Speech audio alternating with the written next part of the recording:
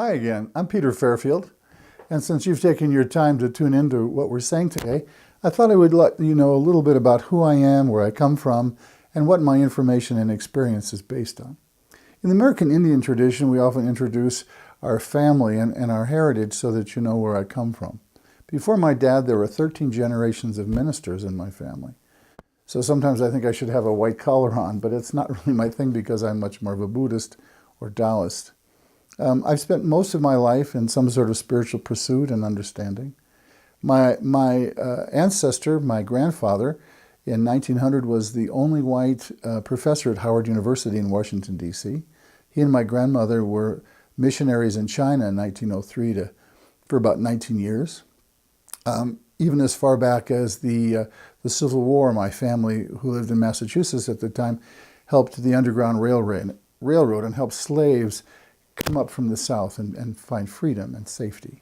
So somehow that's in my DNA to help people and understand really what it makes people be healthy and happy and have a sense of freedom in their being. I started having spiritual experiences when I was a little boy. Somebody would hurt or something, I'd want to put my hands on them. I didn't really know what I was doing. I started to learn meditation techniques when I was 18, which was about 50 years ago. And I'm qualified and certified to teach in several Tibetan, Taoist, and Qigong traditions.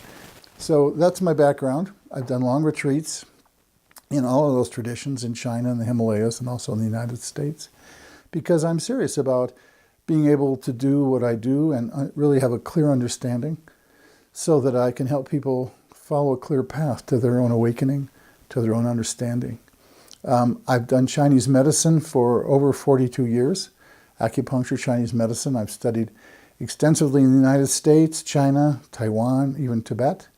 And I had a clinic in the Himalayas for 7 years where I was able to use pulse diagnosis and observation, treating many lamas and yogis, some of which had done as much as 40 years of solitary retreat.